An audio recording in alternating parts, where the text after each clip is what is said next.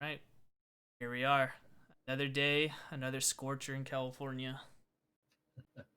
Great host I am, Matthias, joined by, John. and Travis couldn't make it today, so we'll just be two men in the show. All right, works for me. Yeah. So, did you play any games? What have you been up to? I played another game with played two games actually. Played one with Will. Once again, the Necrons versus Ultramarines campaign continues. This time I emerged victorious.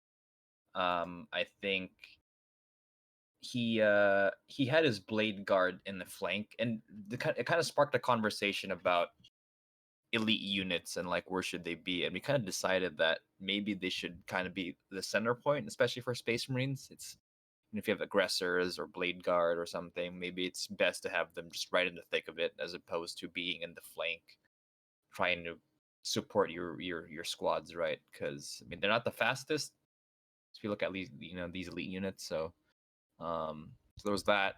Played another game with my buddy. Demo. He not demo really because he's all in the game. He got a Grey Knights and I played him in some Necrons. In that case, he emerged victorious because I brought some score pick destroyers, two squads in. But turns out Grey Knights are way better than those guys in close combat.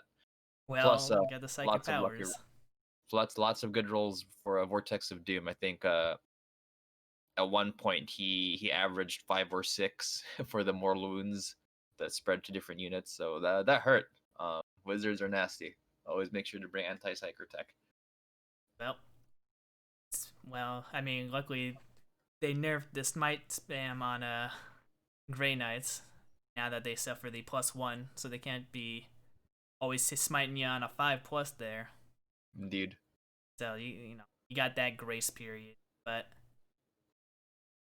it sounds like you're bullying my friend Will too hard. So the Scorpec destroyers, what you feeling on them? I like the unit. Honestly, I think they need to be in a larger squad size. I feel that a squad size of 3 is too small. Um, yeah, because especially with reanimation protocols, you want bigger squad sizes, right? And especially with a multi-wound unit. So right now it's kind of easy to wipe them. They're just toughness 6, 3 wound. Sorry, 3 up save, 3 wounds. So I mean, it seems tough on paper, but if you dedicate any kind of heavy infantry firepower or melee unit against them, they just kind of die. So I wish they had a larger squad size. But other than that, I like the stats. I love the heavy weapon on that squad. I think the plasma site would like a bigger squad, so it's less risky. Losing that destroyer on the one. So it's a unit I'm hopeful for, but not too excited with right now. Would you say a mid squad of 5, or would you I go would think higher? I would go like even if they were squad size of 6 max, that would be fine. I think that'll make them way more playable than they are now. Oh, well, I mean, you got to watch out for blast weapons. That's true. That's true. That's like what, an Um, automatic 3 because there's six of them, right? right, right. Yeah, but I think that's where like having 3 wounds and toughness 6 would come into play. Plus, they have reanimation, so I can imagine like a squad of these with the crypt tech nearby with the canoptic cloak for that four up reanimation would be pretty solid melee blob or mini melee blob. Andy, kind of like my Yeah, grotesque. there we go. Exactly. Yeah, I didn't get to play any games this week, though. I mean, it was pretty hot over here, so I kind of just stayed indoors. That's fair.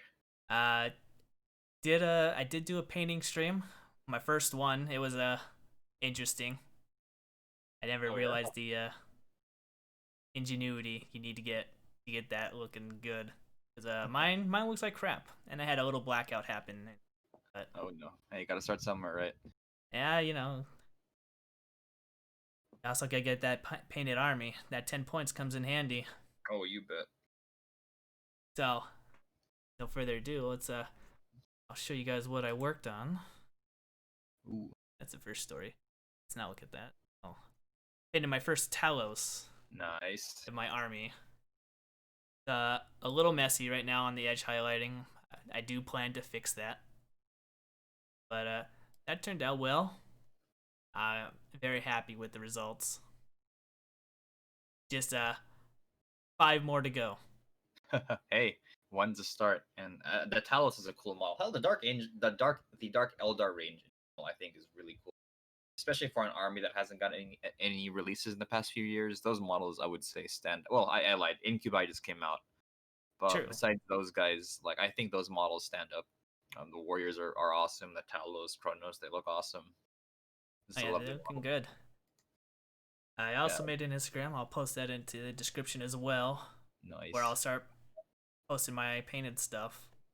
We'll see how long that lasts, but gotta start somewhere, right? Indeed, got to start somewhere. And John also worked on something. What is this? Is this the Blade Guard?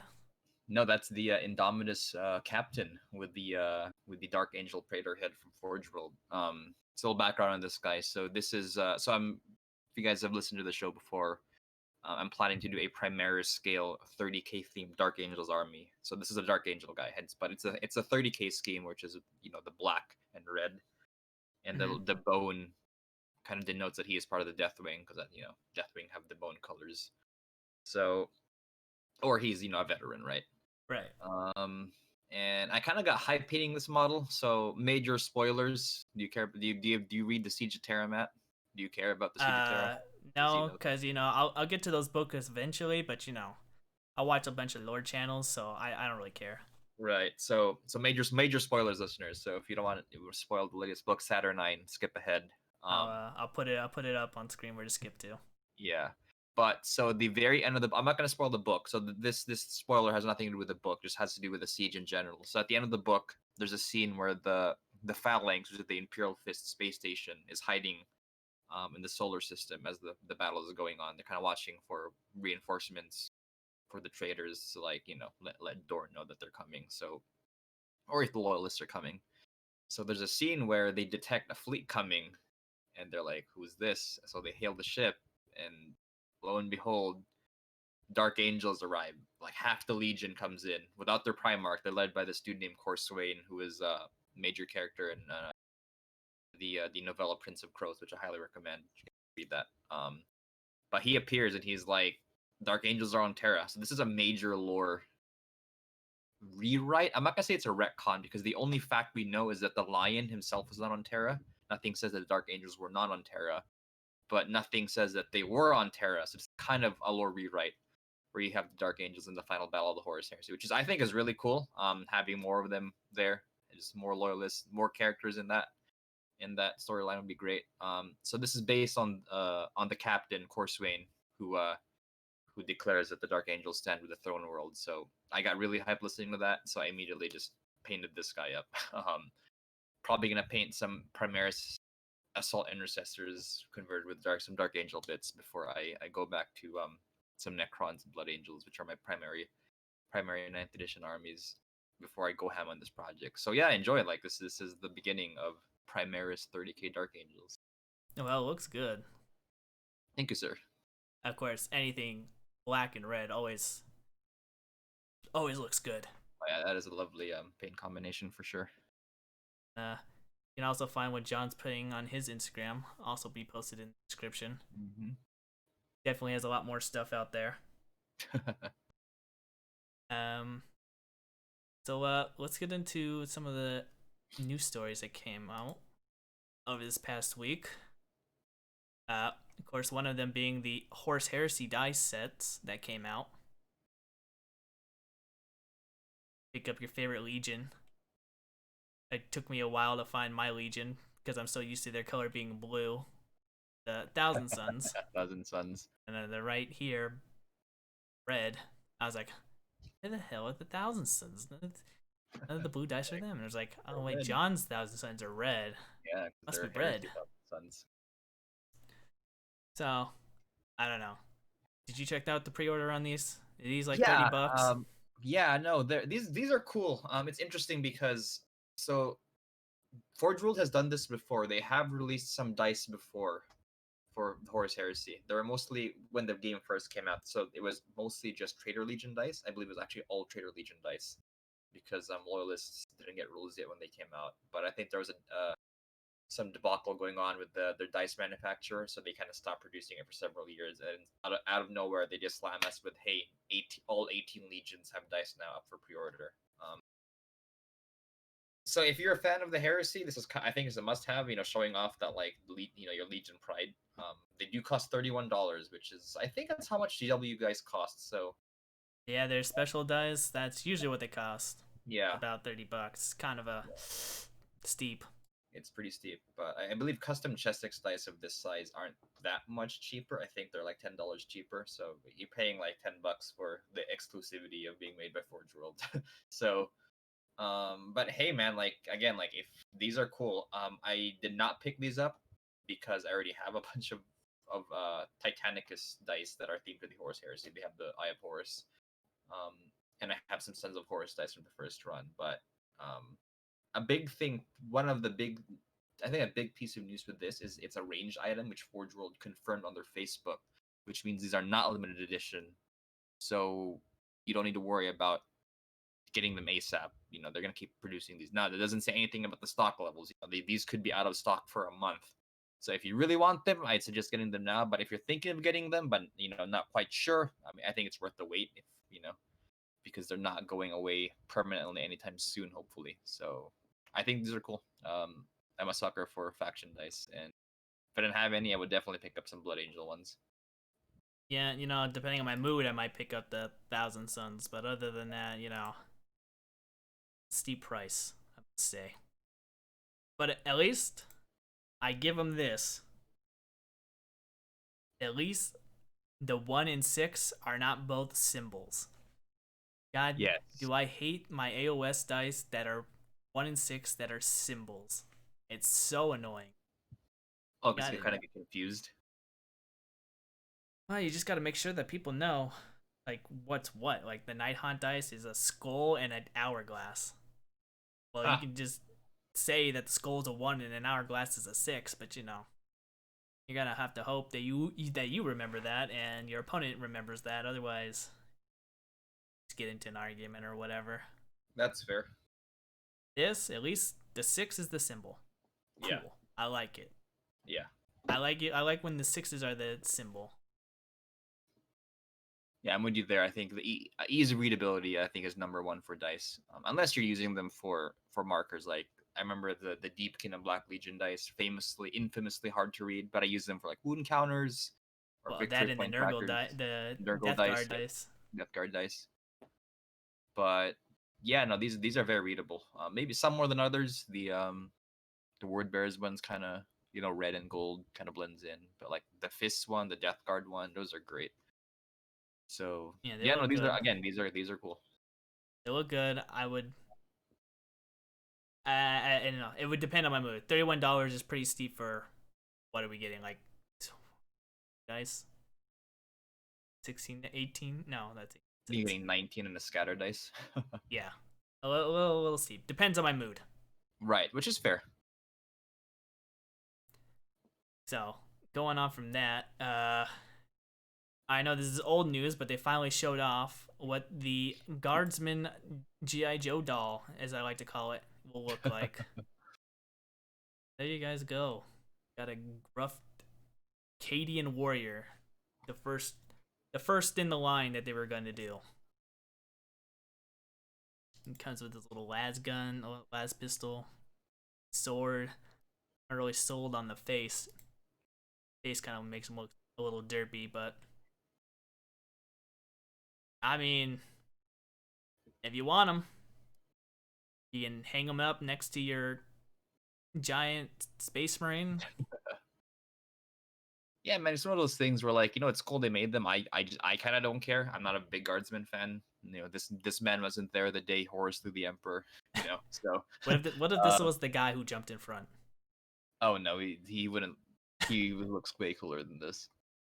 That's accurate. That is accurate. But hey, if you like Guardsman, this is pretty cool. I would say it's not for me. I'm with you on that. I wouldn't be picking this up. No, just shows how more and more mainstream Warhammer is becoming.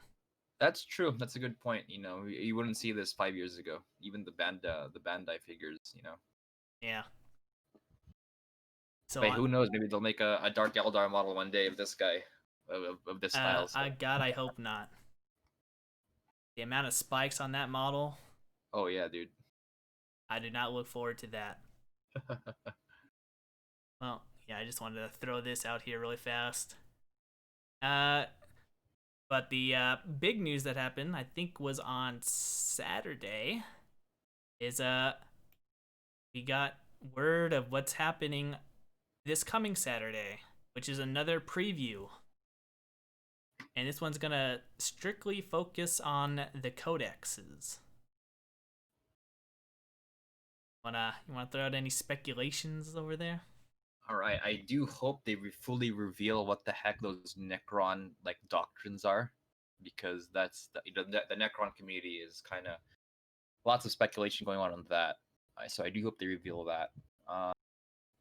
Another thing I hope they reveal is I wish they would reveal what would make Primaris unique, because as it stands right now, with the news that regular Marines are getting an extra wound, so what's the difference between attack brain and an intercessor besides the extra attack and the weapon, right? And I think an extra attack doesn't seem that special for how different Primaris are from regular Marines. So who knows? Maybe some special rule that distinguishes them. I don't know. Maybe they'll give them an extra wound. Who knows? they got the hovercrafts that they can only board. That's pretty special. Clearly, that's worth the extra organs you implant just so you can ride some hover transports. Yeah, true. Well, Matt, what do you think? Well, I know everyone is still looking forward to find out what the hell that land speeder is. That's true. It's been So months.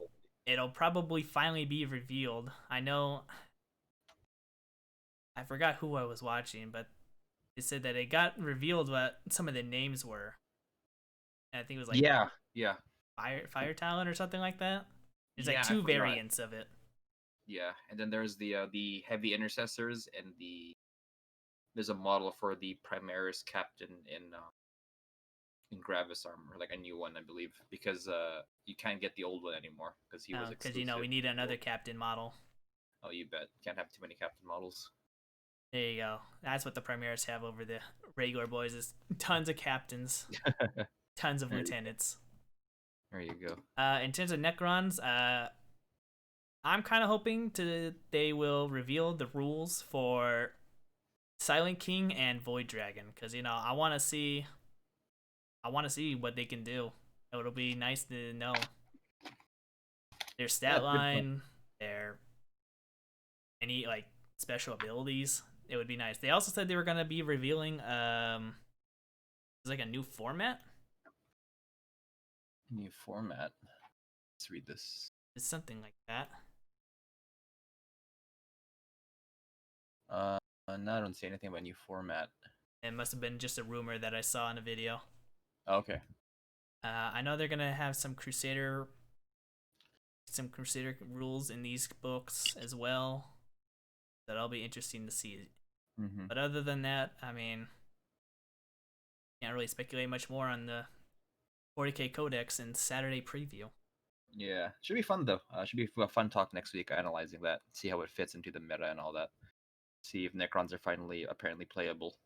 Well, hey, for us, we just gotta get up at 5:45 a.m. to catch it live. Is it? Yeah. Oh yeah, LA. Yep, 6 a.m. There we go. Hey, I'm just gonna wake up when the blog's up and then read it from there. Maybe I'll get up and live stream and get my tired reactions. Oh, there you go. Live stream the live stream. Hey, there you go. And that won't get taken down.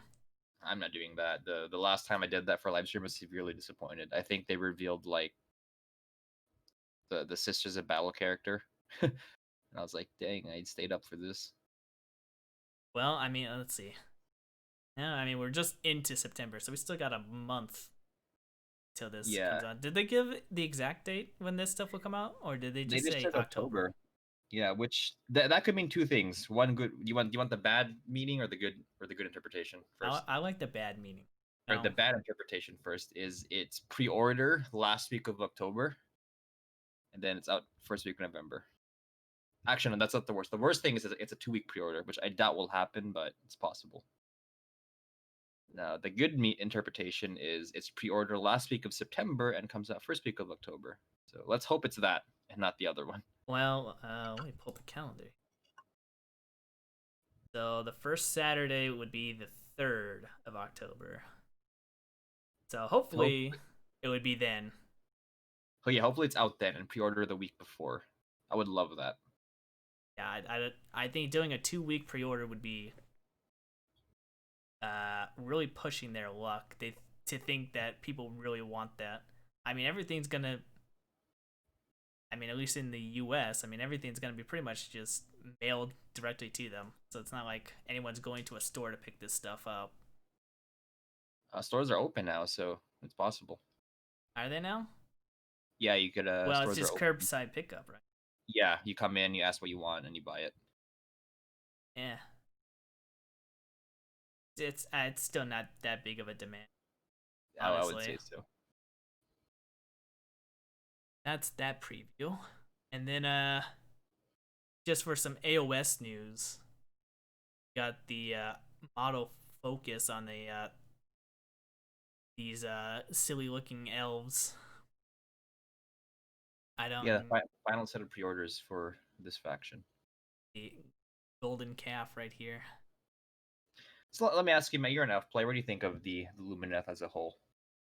What do I think is the Lumineth as a whole? Yeah, as a faction. Just because I'm an elf player, like you think we're all the same? Of course. I mean, you clearly have some opinion about. I mean, all elves care about other elves. We know that for sure. Um, I'll say it. I don't think I've ever said it on the podcast, but I have never liked the look of the high elves. Okay. Back in fantasy, I've never liked the look. With their new look, besides that, that one character that's just armor, he's the only one that looks cool. Everyone else looks stupid.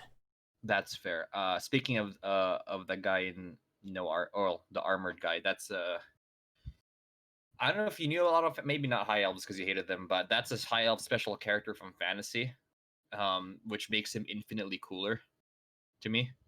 Yeah, all I know is like Teclis, and that was like the only high elf character anyone ever took. That's true. I mean, people didn't take characters in fantasy in general, from what I remember. But yeah, like he's in Total War actually. So if you guys play Total War, I believe the last DLC they released has Eltharion the Grim, and that's him. That's him in Age of Sigmar. That's the same guy. Which for me, being like the continuation nerd that I am, I think that's awesome. I immediately bought that. I didn't play High Elves in Total War, but after hearing his model was revealed, I immediately bought that DLC and started playing it, just because I'm a sucker for that kind of stuff. There's some Stormcast characters in Age of Sigmar that were fantasy characters, and I think that's dope. So, yeah, I'm not big on the lore, but I kind of want to just look at this model because they revealed a little bit more of it. So looks like one picture you got an island monster, like got mountains for shoulders and a neck. Pretty weird, but because it's painted, it looks beautiful. But I just can't get past the look. It looks so stupid. But painted up, it looks good. I think that's a cool model. It doesn't scream elf to me. Like if that was some other faction where it's like some cow people, I'd be like, oh, that's dope. That's cool. I like that. It's an interesting direction they're taking the high elves with the whole cow theme. To be honest. Yeah, it's a little weird, I would say. Looks like in this picture down here. I mean, they haven't revealed their endless spells yet, right? No, that's the first time we've seen them. Yeah, that little Crash Bandicoot diamond right there, crystal. So that's interesting. I don't know what it's gonna do. Right. But it's there. I mean, I hope it's useful. I kind of feel Endless Spells and Age of Sigmar were a cool idea initially. They just kind of didn't know what to do with it. But as the armies came out and new battle tomes were released, I feel that the developers kind of knew how to make Endless Spells interesting, or sometimes even really strong. The Skaven ones, from what I heard, were very powerful when they launched. But yeah, hopefully there's something neat and not just like more mortal wounds. More set pieces for the table. Because I haven't used any of my endless spells, and I just have them sitting there doing nothing. You're supposed to be the be all end all. Really weren't. Were Daughters of Cain have endless spells? I forgot. I don't think so. No, they didn't.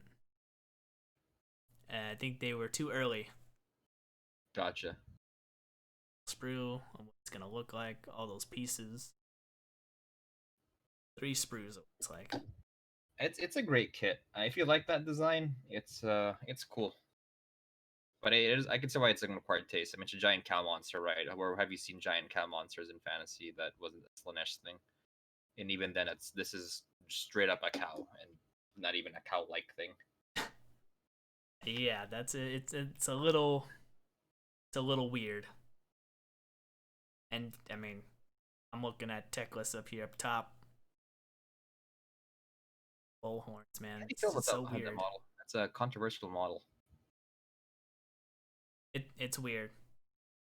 They took a little too many liberties. But then I guess we're just gonna have to find out what the lore is and why they started worshiping a cow god. I guess That's true. I don't know I if mean, the lore's out I'm yet. up to date with Lumineth lore, so I actually don't know what's up with the cow worship.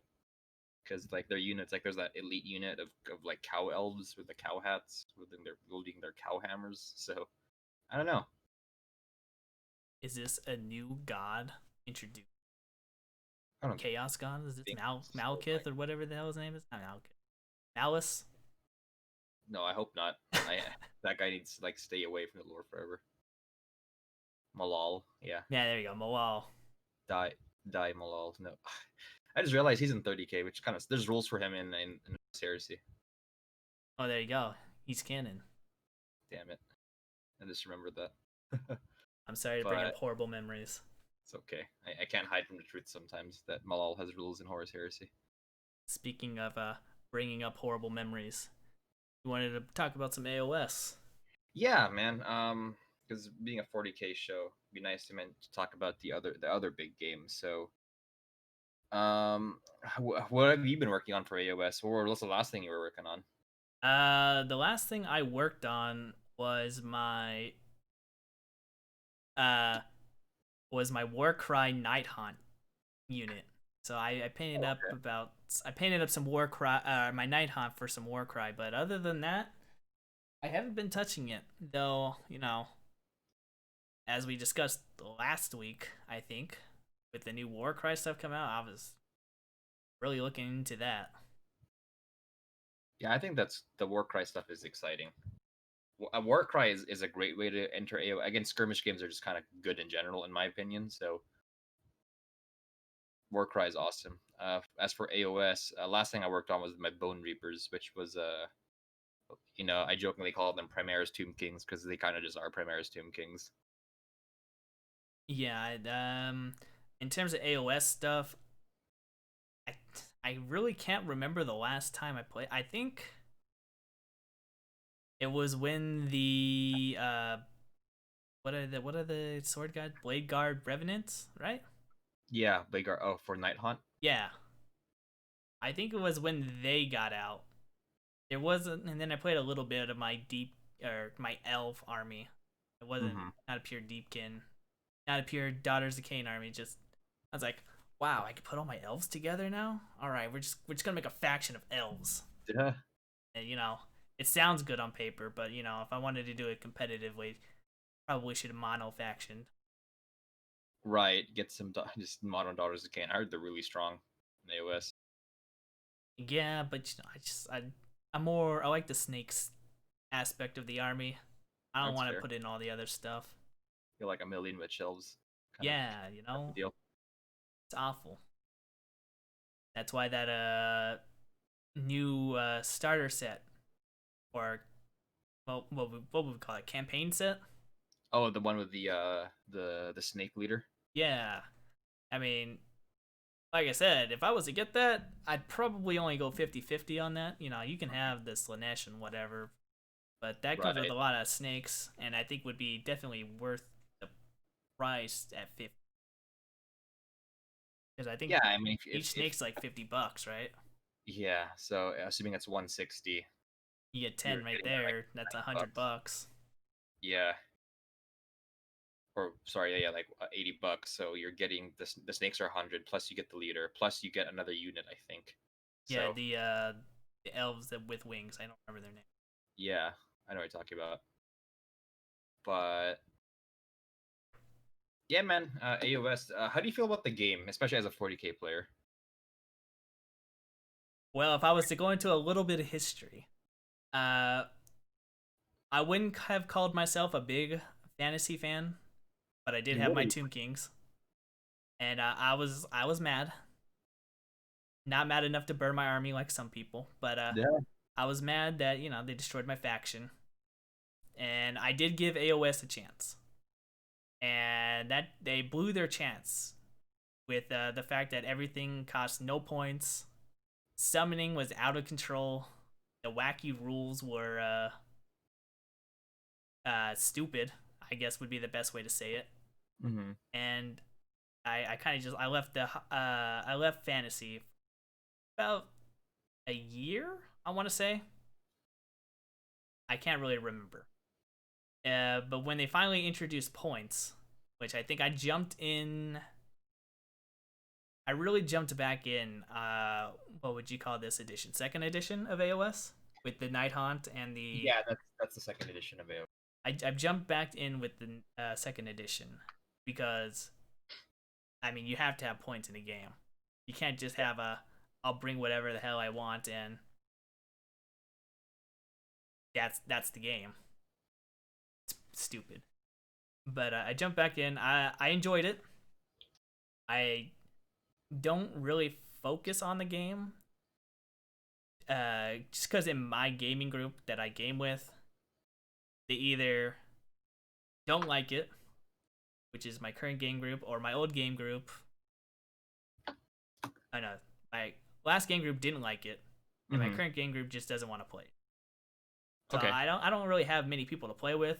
I had the Warhammer store to play with, but I don't want to face the same two people every time, Right. and it's just at least in my area, it's not very popular. I don't know Right. how it is other places, but where I'm located, not very popular. But in terms of when I played, which I would say 2018 was the last time I played this game, uh, I had no problems with it. I think it's still fine. I kind of like the random turns because it Mm. gives you that spicy comeback when you need it. And I don't really like the endless spells, I would say. Oh, really? Okay. Yeah, I don't think they hit the mark. I would, especially when you have multiple and you're like, I summon this, but if I don't do my turn order right, I lose control of my endless spell that I summoned, and Mm-hmm. somehow will be used against me. I was like, it's kind of stupid. That's my thoughts. Like I said, it's been almost 2 years since I played AOS. All right. So I guess talking about my experience with it. So I was also a fantasy player when fantasy was a thing, but I kind of quit Warhammer for War Machine for a couple years in college, and that's when AOS came out. So I was watching the sidelines, like, oh, the Warhammer world was blown up, interesting, and I was a fan of the lore, so I was kind of like, it's kind of weird. Why would they do that kind of thing? But eventually, once I started getting back into Warhammer, I picked up AOS because hey, like I've always been a fantasy fan, so But at that point, I had sold all my fantasy armies. Didn't have my Tomb King, my Vampire. So I kind of went into the game with a fresh start, and I was the same as Matt. I did not kind of care for the game before points came out. I just happened to jump back into the game when points came out with the General's Handbook, and that definitely the game made way more sense then, because again, for the American game culture, pickup games and competitive, the more competitive leaning aspect of wargaming, points are kind of crucial. So having that come out, the game felt like it was actually a game, as opposed to just like this fun, wacky beer and pretzels thing where you just kind of roll dice and like, not care. So I started playing with some Stormcast, some Khorne, cycled through some armies. But I think I really went ham when Deepkin came out as a faction, because that's one thing. If there's anything I really like about Age of Sigmar as a game system or just a game, is that the sky's the limit when it comes to the factions. Like that's one thing I think that was a benefit from blowing up the fantasy world is like Deepkin or Caradrons would make sense in the old, and I think the ability to release factions like Deepkin, like Caradrons, like Stormcast, like in Merhadum, I think Sigmarine. that helps with the game. What about the Fire Slayers? Think they should have been a faction on their own? I think they should flesh that faction out more. That faction is cool in theory. And I played that faction a bit in Underworld. Well, not even a faction. It's like 4 guys in Underworld, and they had some cool models. I wish they had more stuff. I will say they seem very limited, and I think that's a trend I see in AoS factions. You see, because it's a new game, there's this tendency, and the Games Workshop is still trying to flesh out the game with more factions and more lore. You see a lot of just these mini factions, right? Like factions like Deepkin, like Caradrons, like Fire Slayers. Now, even Bone Reapers and what are they called? The new guys we just Lumineth Realm Lords. Like they seem very small. I mean, compare them to like a typical 40k army. Even the smaller 40k armies like Dark Eldar or Necrons. Like these factions, these famous factions, or Genestealer Cult. Genestealer Cult has more data sheets, than Bone Reapers and Lumineth combined, from what I remember. Yeah, well, I'm glad you brought up some of those points. Yeah, I feel Age of Sigmar really neutered their army armies, and I get it, right? A lot of that stuff wasn't popular, wasn't selling, so of course you want to kick it out with the old world that you destroyed, right? Mm-hmm. But now you have no variety in your armies, which is Right. why I wanted to make my Elf army just a mix of everything, because I feel like I get a lot more variety out of it. Yeah, I kind of feel Age of Sigmar has a lot of variety in factions, but not a lot of variety in those factions. Like Bone Reapers, the faction, my main faction right now, has 1 cavalry unit, has 1 infantry unit, has 2 heavy infantry units, an artillery unit, your supporting characters, and a monster. It's kind of it. There's no range. There's no archers. There's no like fast cav. There's no like multi wound, like 2 wound infantry kind of thing. It's kind of bare bones. Oh, pun aside, it's very bare bones. Same for Deepkin. Deepkin have no heavy infantry. They have 2 kinds of cavalry, a couple monsters, and a chariot, and it's kind of it compared to like again, if you look at 40k factions or old fantasy even the new 40k factions like Genestealers, like Deathwatch, there's just way less stuff. Now again, like there's a lot of options when it comes to like picking an army, but once you're in that army, it is very limited. I would say. On another point that I want to pick up from you is you said that uh it's not really a game when there's no points in there. How do you feel about power in 40k? Just out of curiosity. Right. So this is so funny because initially when 8th edition came out and Power came out, I was like, I don't care. It's a different kind of point system. So I played Power. I played points. Didn't matter. Well, I mostly played Power. And then the first chapter approved came out. I was playing Death Guard at the time, and my dudes got buffed in points. I'm like, huh. maybe I should play points because my dudes got buffed, got a point discount. So I switched to points for the selfish reason that my dudes got buffed. Now with that said, I think power is the thing with 40k. It's in the culture to just make your building your list seems part of the hobby in itself, because you have your building your models, you have your painting your models, you have your gaming with your models. I think list building in 40k is a huge part of the hobby, and I'm not gonna speak for everyone. Maybe you could jump in, Matt, but I feel like just the list building in itself seems fun. Oh yeah, I You have know, my battle scribe. I have so many lists right now. yeah. I have about 8 different lists in my Dark Elder that I was slowly evolving to get to the point that I'm at now. It's just fun because you gotta. I mean, it just helps you understand your army a lot better, in my opinion. Power, it's like my favorite example is you get a Harlequin troop and you give them all blaster pistols. And in a power game, that doesn't mean anything. But in a point game, that's expensive. That you're losing stuff off that decision. Because you wouldn't want to in a power game. Yeah, why not give them all blaster pistols, basically little melta guns in their hands to just go up and melt whoever they shoot. But in a Right. point game, it's like, yeah, I could do that, but I'm sacrificing a lot to do that. And I think it just makes you think what you would want to take more and what you value more as your play style. Uh, and the other reason I don't really like points, or not points, power, is it just never gets updated. I mean, Yeah. maybe they'll start updating it now, but I don't really recall in 8th edition it ever getting updated. I Especially think when when everything Codex, else got updated points wise. yeah, I think when Codexes came out, they would redo some power levels, but that was it. There was no chapter approved. There was nothing. It was just when Space Marines got their Codex 2.0, just had some power levels updated. That was it.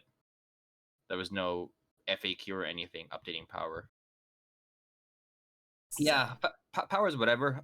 Yeah, but to speak on the flip side of power, I think it has a use. I'm glad it exists because of stuff like the best example I can think of is in the local game store, when it's like, hey guys, Saturday we're gonna have a big event.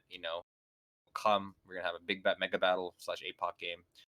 Bring 200 power, right? And let's say one side has less people, or someone needs to redo their armies. Maybe less people come, so you want to bring more stuff. It's way easier to kind of modify your army with power than with points, and I think that's where it has its use when it comes to those events like that, where you just kind of want to just throw dice and you kind of want to have some semblance of balance, because while power isn't as balanced as points, it's way more balanced than not having anything. you know right, and I so understand where you're coming from in terms of because how you used to help run the events at a Warhammer store. So for people who don't know about the Warhammer stores, at least over where we are, there's only like 2 gaming tables if you're lucky. And when they usually do a big event, you're usually sharing that big table. So yeah, like 6 nerds on 2 tables, maybe more. And when you do power, it makes sense, right? yeah. Because you want to, because that's already an all day event. You don't want, and it's also since a Warhammer store, since I'm using that as an example, that's more of a, hey, new players, you want to try out your army? Come play in this little mega battle over here. Well, I say a little, but usually big. Right. Come play in this mega battle and have fun and learn your army and learn what other players think and all that. See, that's fine. In that environment, when you're trying to get people into your store or into the hobby, I think it's fine. But I personally don't think you should play power. When you're starting out, cool, whatever, that's fine. But when you get more and more advanced into the game, you should really move into points because that's where the game starts to balance out more, in my opinion. Right. and this is assuming you care about game balance. But I'm assuming you're an American listener, and again, American war there's data that backs this up. American wargaming culture is very much competitive, balance driven. Which again, if you look at a lot of American-made war games, they're very competitively, like Star Wars Legion, like X-Wing, like War Machine. They're very competitively driven, as opposed to Warhammer being a British war game. It's very narrative driven. It's very again that beer and pretzels feel. The fact that power exists, I think, is a function of that gaming culture. And again, it does have a place, right? Power has a place, but it's very specific. Again, I'm glad it exists, and it seems like it's being used. I believe outflanking, the amount of CPU you need for outflanking is determined by the power rating of the unit. So there's some general function there, but I agree with Matt that if you're looking to play 40k, you should probably just play with points. It's more balanced. There's less feels bads than playing with power. Just play with points. Yeah. I'm sorry to get off topic. I know we were talking about some AoS here. Because AoS does not have AoS only has points. Does not have power. So yeah, that always threw me off about the game, because unlike 40k, when you want to add more models to your squad, you usually have to add a set of models, right? So if I wanted to pay for more Blade Guard Revenant, I would be paying the same amount of points for an extra 5 more. Just no, I'm gonna pay, let's just say 13 points for 1 more Blade Guard Revenant. Nope, there's none of that. You're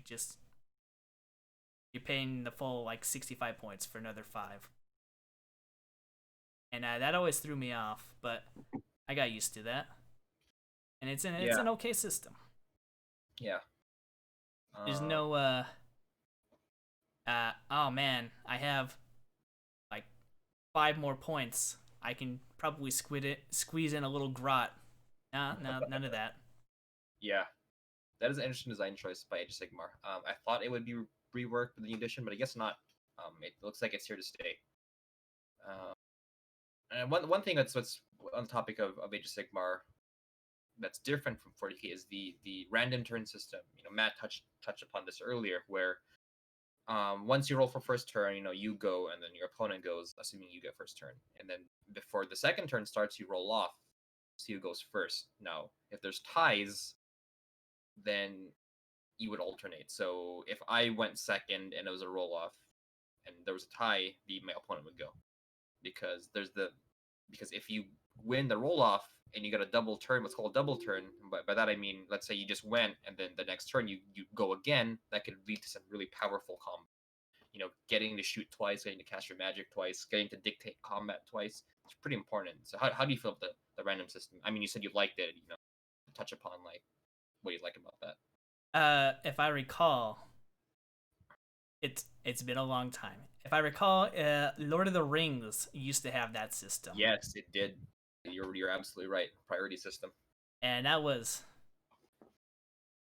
I really miss Lord of the Rings, the old Lord of the Rings.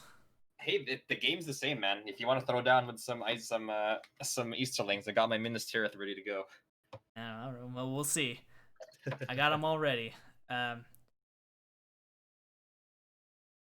It is a very powerful swing to go first twice, right? Especially in a game like AoS. Now, if this was Bolt Action or Star Wars Battle or Legion, Star Wars Legion, thank you. I was gonna call it Battlefront, and I'm like, that's the video game.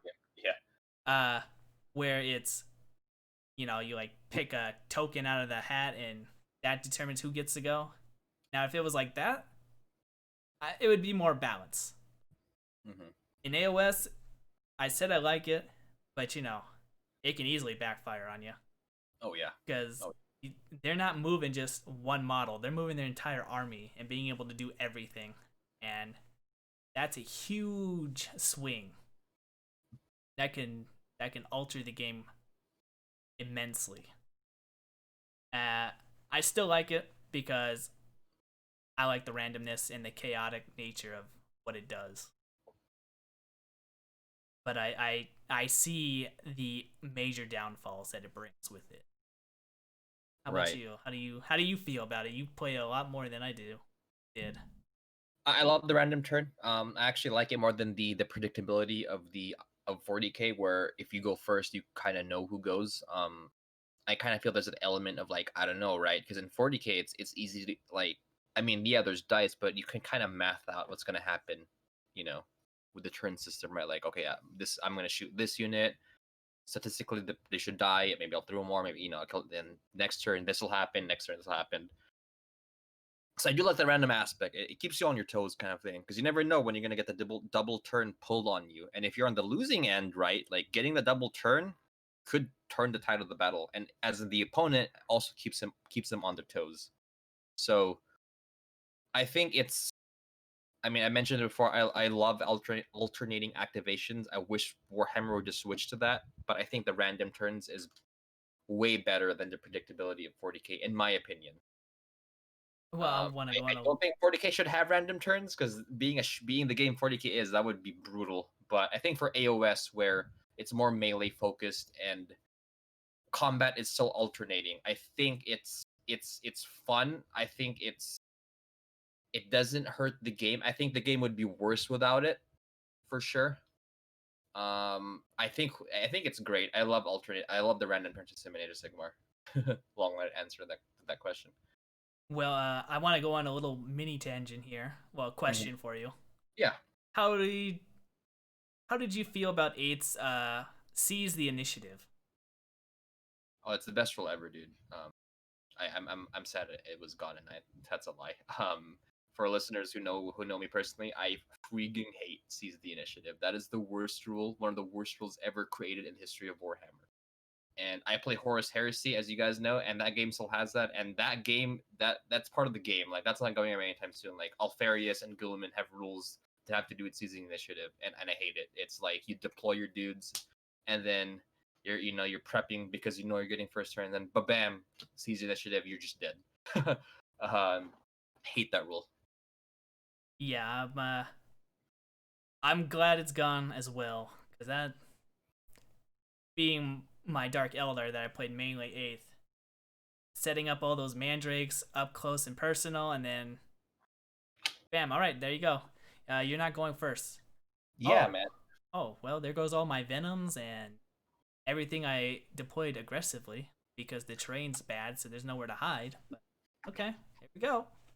Yeah, man, that rule, it was just so unlikely to happen that it was hard to plan for because it's like a 16%, it's a 1/6 chance on a dice, right? Like, Da, da, da, da. One in, but when it happens, like you're screwed, you know? yeah, remember in eighth edition you could CP roll that, so you had That, you had a chance. that's true. You're right. Um, I'm glad it's gone. Yeah, I'm glad it's gone too. That was even though I did pull some clutch wins with it, I'm glad it's gone. Yeah, same.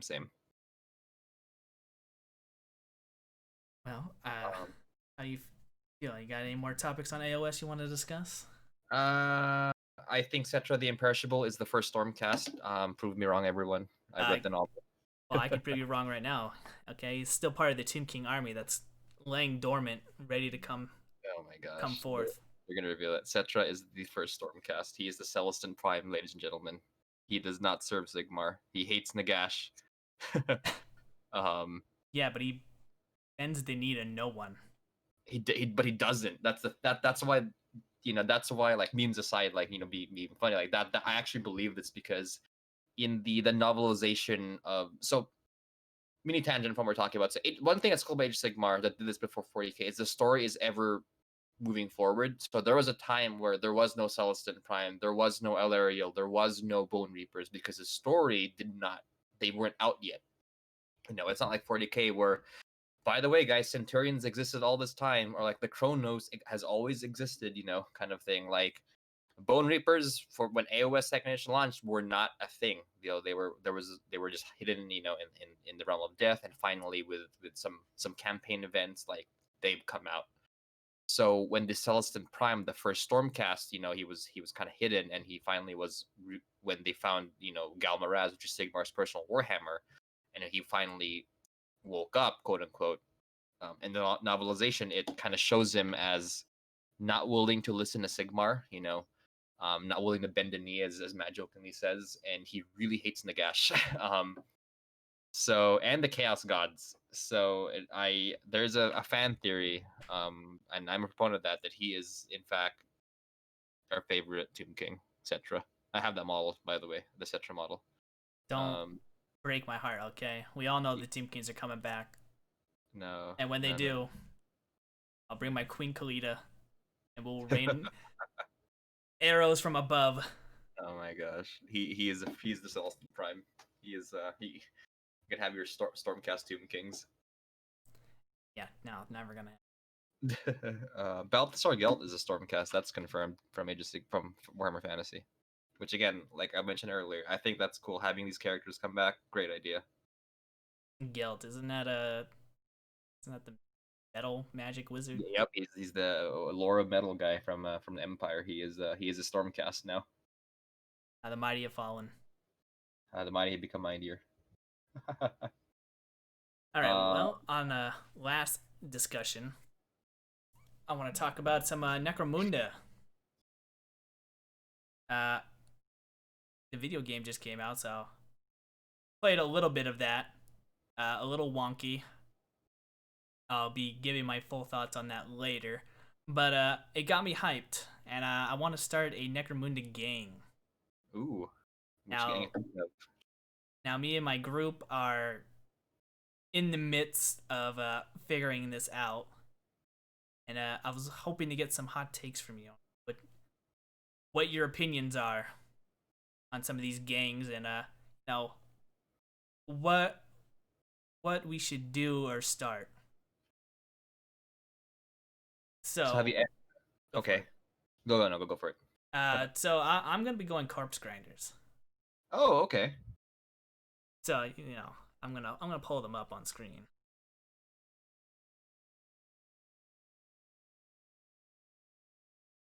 Pulling them up on screen. I mean, they look beautiful. Those guys are fantastic. You got the chaos. Got the chaos look going.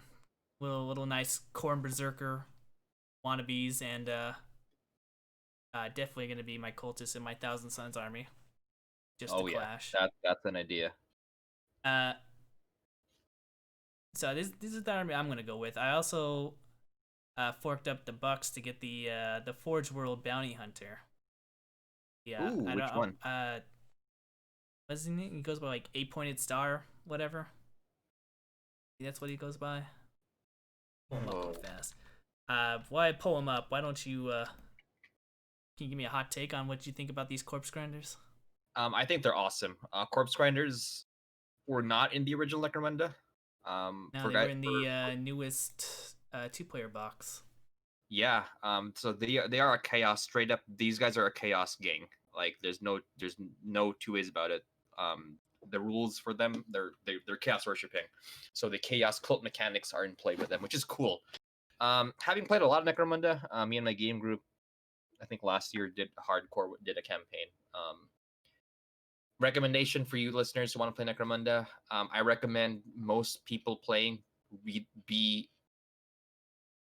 know the rules in depth, because this is a very dense game. I would avoid just having one or two people be the encyclopedias. I think it's a better experience if everyone kind of pitches in with the effort of learning the game. It makes for a way better experience, say.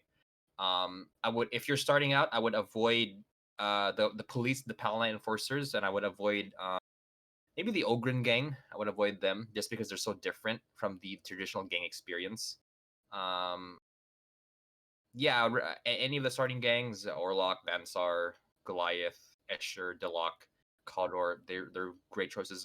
And you have the fringe gangs, which are still I still think I would recommend because they're cool, like Corpse Grinders, Gene Stealer cults, Chaos cults in general. Necromunda, it's for you listeners don't know, it's a skirmish RPG type skirmish game where you have anywhere between 5 to 10 models, so it is a true skirmish game, but it's super rules dense in that sense, where in 40k, if you're shooting a single model and another model, you just roll to hit, roll the wound, make a save. Necromunda has your modifiers, like is the guy behind cover, is the guy crawling, is the guy about if he gets hit, he could fall if he's near a ledge, right? When he's wounded, he can take a flesh wound, he could instantly die, he could freak dudes out near him, stuff like that. So it's a fun experience. I think if you're into the leveling up aspect, if you're into the RPG aspect, or if you're into the narrative, like lots of crunchiness going on with the narrative part of the game, again, of taking cover, dodging out of the way, curb stomping people who are bleeding out. It's super fun. Yeah. And yeah. I just sent you the picture. It's the eightfold Harvest Lord. Oh, that guy's legit. I forgot the guy existed. Yeah. I That's mean, super I cool. saw him. I was like, you know what? I'm doing this army That's super cool. based off this guy. So, I mean, I'm just looking at the Yeah, feel free to models ask. here, and I look very close combat-y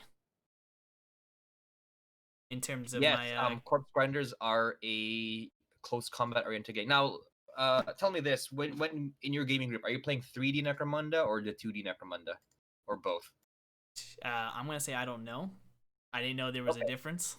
So there's the 3D Necromunda is the traditional skirmish game where you have buildings. You have it's kind of like 40k where you have buildings, you have stairs, ladders, you have the ground floors, etc. Playing that requires more terrain. It requires way more terrain than the average 40k field the same size, but it's a great experience.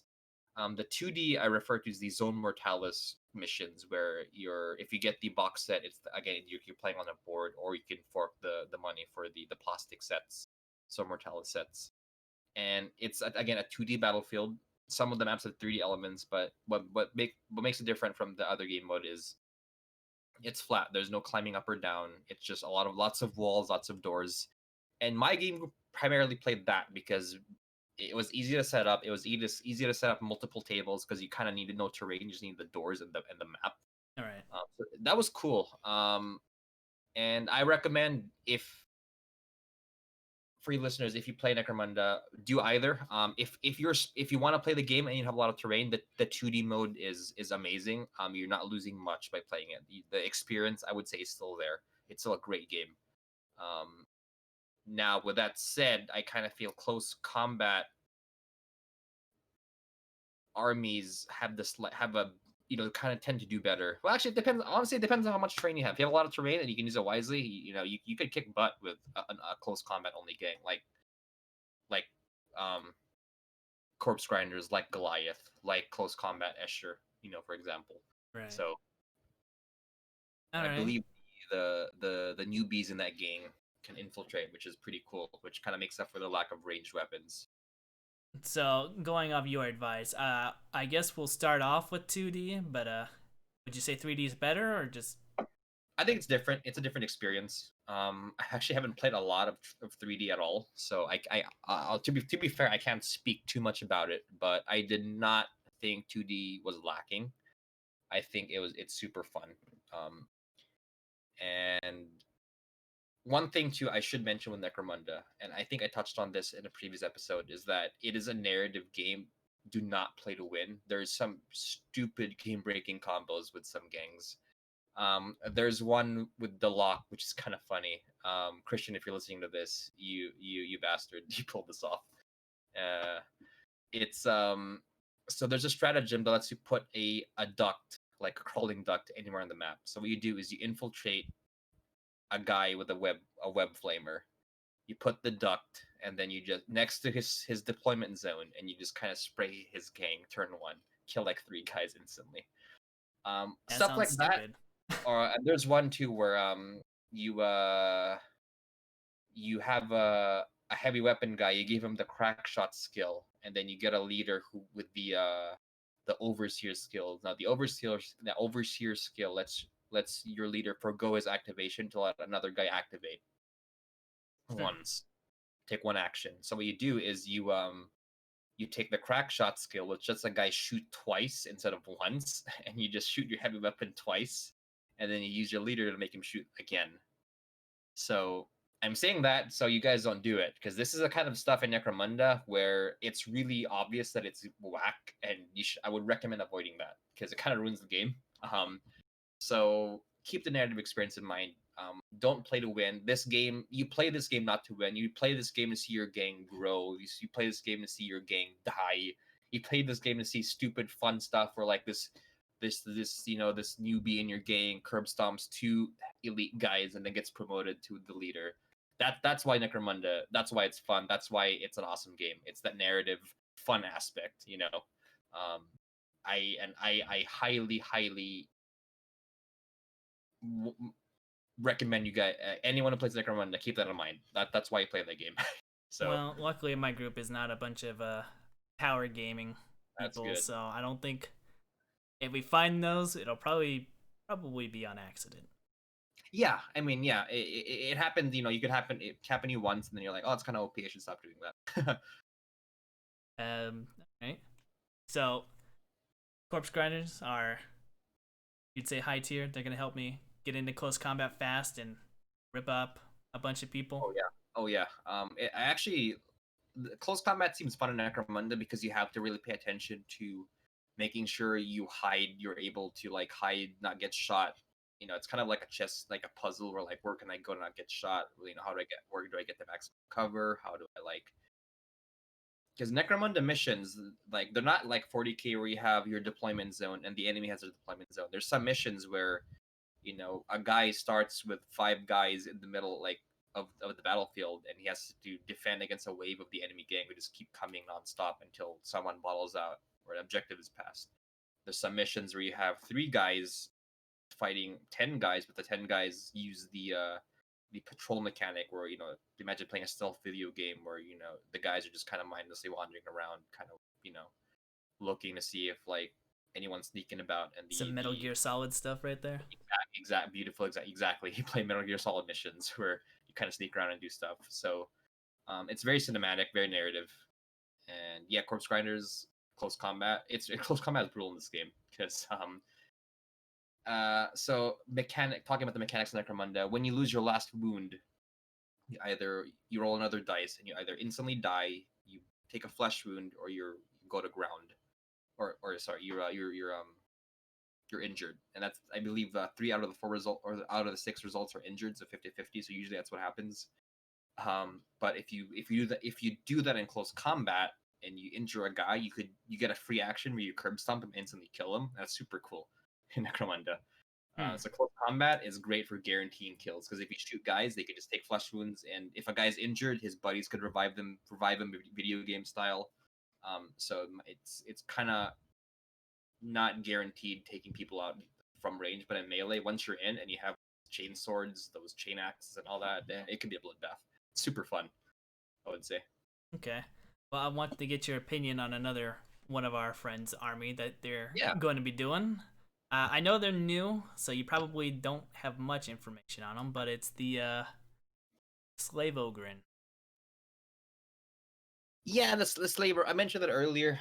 If you're starting out, I would not recommend that gang. It's a very different experience because you have less models. They're tougher.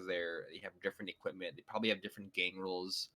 But I mean, if you really like those guys and you think they're dope, go for it, man. Like, I don't know too much about them, like you mentioned, because they are super new. But knowing how Ogryns function in 40k and in Necromunda, because you could take them as mercenaries, they're tough. They have lots of health, but I can imagine you just like starting with like 2 or 3 Ogryns, and growing from there.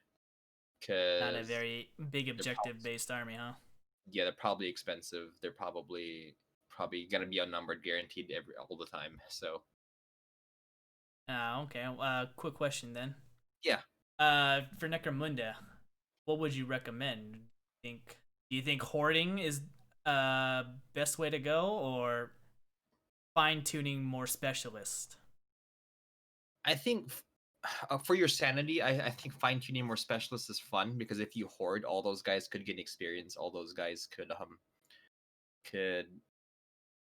level up, to like being leaders, being elites.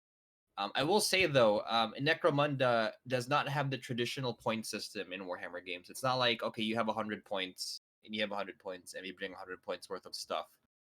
Usually missions are like, all right, attacker brings 10 models, defenders brings D6 plus 5 models, and regardless of who you bring. So you could take, if it says bring 5 models, you could take 5 of your most elite super special guys. You could take 5 of your noobs, right? And the enemy could do the same. Now you're wondering, well, how's that balanced? Well, first of all, it's not, it's Necromunda, But jokes aside, like, you do calculate the quote unquote point or credit difference, or what's called the gang rating, when you're playing a game, and the underdog gets a butt ton of bonuses, whether it's stratagems. That's the basic bonuses you get if your gang rating is lower. You could take like mercenaries for free, what's called bounty hunters. So for example, the Eightfold Harvest Lord, if Matt, you're playing against a gang that has a way higher gang rating than you could just bring that guy in for free and your gang help you out. So Awesome. yeah, Are the so bounty hunters, can they be like a permanent part of my army, or is it like I gotta pay? This guy's like 205 points. 205 points every game. I think you pay for it once. There's some there's again, stressing, Necromunda is very rules dense, so there's a lot of rules when it comes to taking bounty hunters. But from what I remember, you pay once. They do not gain experience. So, and I will say experience is very valuable in Necromunda. And I believe bounty hunters reduce the amount of credits you gain. That I think that represents you paying them. Is they take like a minor amount of credits you earn per battle, kind of represents them taking bounties down. Got But it. um, but they're a cool, flavorful addition to your gangs. If you do end up taking them. Um, what's more common is what's called hired guns, which are like your special units. For example, Goliath have the Berserker, which is this kind of Ogryn-looking Goliath guy. He's super tough. The Orlocks have the Servitor, which is essentially the Servitor with Heavy Bolter, which 40k players know. What's so special about Heavy Bolter? Well, Necromunda, it's pretty brutal considering these are Well, you're not wearing power armor in Necromunda. exactly right, exactly. So, yeah, there's just stuff like that. Okay. So how you keep mentioning XP? I mean, I know that's for the narrative campaign, but is that like, if I recall from old Necromunda, XP was only awarded to those who got the kill. Is it still the same in this? No, by participating, you get EXP. So participation trophies, jokes aside, like by just that's by bringing in your fresh recruits into the gang, they could get EXP by just surviving, and you get way more EXP if you survive, and if you I believe if you kill someone, or if you take someone down, it's guaranteed EXP. So if you're feeling lucky and you want to send your newbie in to get some kills, he could rack up XP pretty quickly. But he also probably starts with worse stats, so he could just die as easily. But um, but yeah. Well, that's the cannon fodder life for you.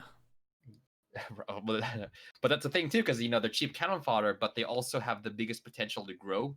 Since Necromunda has 4 tiers of units, there's your leader, there's specialists, there's grunts, and then there's the noobs. So grunts have a very limited EXP table. Now, when you recruit them into your gang, they have solid stats. They just have no room to grow. Right. Elites are your elites. They're kind of same as the leaders, so they have lots of. You start with skills. They get the full EXP table, the full EXP reward system, but you can't really recruit them once you start. You can only recruit the newbies, and the newbies are the ones that can grow to those specialists, and they have the access to the full EXP tree as opposed to your grunts. No, so it's like an investment. While they have worse stats initially, they can grow into to become very powerful, have the really strong skills, have access to the full tiers of equipment, etc., etc. Okay. I want to get your opinion on one last game Yeah, that of course. our person's taken. Unfortunately, our fourth person hasn't told me as of this recording what they're taking. But we got the generic Chaos Cultist.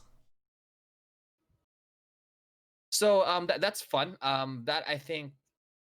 So the downside of generic Chaos Cultist is you don't have a lot of support. I guess when it comes to like when you look at the previews, you have the code the codexes for the gangs, like like the dedicated plastic kits. On the other hand, the flip side, you have access to some really dope chaos models, whether it's the cultists, whether it's the Blackstone Fortress dudes. There's some great models there, by the way. Blackstone Fortress Chaos Cultists, you can get those for Necromunda. They look sick. Yeah, Um, they look a and lot better than the same 5 generic that you got from what was that? What was the 7th edition? oh, Dark Vengeance. Dark Vengeance Yeah, box. yeah. So I recommend Chaos Cultists if you like that, and the Chaos ritual mechanics are pretty fun. It's kind of cool, like your guys, excuse me, can turn to spawn. You can get some psychers here and there. Psychers are in any Warhammer game pretty powerful. Also very risky. But no, that's a good choice. I remember reading through the mechanics. That's a fun game, Chaos Cultists. Lots of Yeah. modeling opportunities. I Again, not a lot of dedicated support from Forge World, but if you use your imagination wisely and the GW range, there's a lot of things, a lot of cool stuff you could do. yeah, well, GW wants to get in on that little sell the weak Gene Stealer cults the uh the cultists, because they they're not guardsmen where they're like soldiers being put in there. They're just normal stuff that you could find in the Underhive, I suppose, right? Oh yeah, These are just oh a yeah. bunch of weak humans fighting against another bunch of weak humans. It just I wouldn't be never fair if really it was guardsmen. see if I have it saved. So it's this amazing comparison between Kill Team and Necromunda. Where give me 1 second. See if I think I have it saved on my phone. Let me read it out. Oh, here we go. Kill Team. Warhammer 40,000 Kill Team. Elite special forces units that use top of the line weapons with ruthless efficiency and achieve their mission. And you got Necromunda, where a bunch of malnourished hobos beat each other to death with weapons made of literal garbage. And that's Necromunda. You have these dumb dudes, like dumb dudes and girls with their garbage weapons just beating each other up. And it's super fun. It is very fun. Yeah, I'm looking forward to it. In terms of starting off, I think we'll end off with this. But Mm-hmm. how what would you recommend for us new guys just getting into it mission wise? Like, what you would be So prioritizing? do you guys have terrain? We do. One of our guys has a lot of the I don't know what kind of material it is, but he can make a lot of railings and walkways if needed. So that's perfect. So you have that. That's a great start. If you could find the Zone Mortalis tiles on eBay, because I don't think they produce those anymore, that might be that. I think it's a great purchase. It lets you play the Zone Mortalis game mode, or you could just fork out the Zone Mortalis plastic kits if you want. But in terms of gangs, a one box is usually more than, in my experience when we played, unless you really want to like double up on some special weapons. Just get the box, get one box each. You could do a lot from that, I would say. Like if you get the corpse grinder box, that's a full gang. It's probably more than a full gang actually. Most of them you get more than you could start with. So Oh, that's good.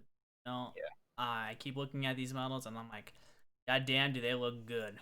Oh yeah. Oh yeah. I can't wait to paint these bad boys up, especially the eightfold star. Whew. That guy is super cool. Corpse grinders. Yeah, man. These guys are super cool. Yeah, we're excited. I don't know when we're gonna start our campaign, but probably next month, maybe. I will say,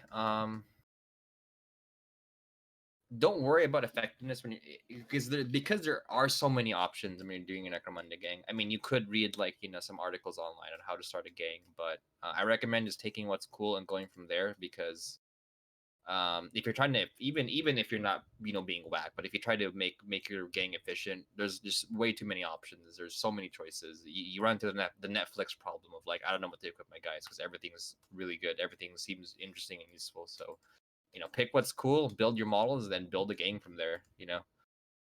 I mean, I don't know what your Netflix problem is, but my Netflix problem is why are all the bad sequels on? You're not wrong there. So I'm looking forward to that. Starting up that campaign, I think it'll be fun. Oh, I know I said it was the last question, but one more question. Yeah. Because we like to do this sometimes. How what's the word I'm looking for? How can the game be played multiplayer? AKA, can it be played with like 3 or 4 players, or is it strictly a one-on-one? It is not. Necromunda has a million trillion missions, and a lot of them are not a lot. A good amount of them are multiplayer. There's one where there's 2 that come to mind for me. There's one where you pick one ganger, and you just have like a free for all with like 4 models. And the other one I like. It's like this gang negotiation go wrong. So essentially, you have the center tile. It's a 2D map, so you have the center tile. All the doors are locked, and then you have, I think, your leaders and like one guy representing their bodyguard in there, right? And Mhm. then you randomly deploy. Everyone randomly deploys a model in the other 4 tiles around that center tile. And I think when the mission starts, it's like negotiations break down, and then the shootout instantly happens. But only the guys in the middle have full control, and the guys outside kind of have to like test if they could hear the gunfire going on, or if the doors open, then they see the shootout and then they instantly pop in. So there's stuff like that. There's a lot of cool scenarios. So definitely there are multiplayer. You can play multiplayer Necromunda, and it can be really fun. That's makes me happy because sometimes we're down a person. We'll like just do like a 2v1 in 40k. So it'd be nice to have be able to do a 3-person gang war if Oh yeah, that is a possible. thing. That Yeah. is a thing. And again, going back to what I said in the beginning, Necromunda, like the mentality that 40k Warhammer Legion, Star Wars Legion, War Machine mentality of like, I have my force, I have your force. That's kind of test our metal to see who's the better general. Take that out. When you play Necromunda, you have your silly gang and your silly scenario, and you just do silly, stupid things, and it's freaking awesome and fun. Um, Again, literal gang shootout where like you have to like test if you hear the guys shooting, and you could whiff that test, and the door opens, and you're like, oh crap, and you get shot on the face. you know, super fun, super fun. All right. Well, I look forward to getting that and reporting it to you guys and painting those models on stream. Maybe Yeah. depends. But I think we're gonna call it there. Gonna again check out John's Instagram. It'll be in the description. Gonna come hang out with me on Twitch. I usually stream every night around 9:30 Pacific Standard Time. And yeah, we'll see you guys all next week. Or later, guys. Lots of space we're not gonna stop talk about next week. Yeah, lucky us. Till next time, guys. See ya. Later, everyone.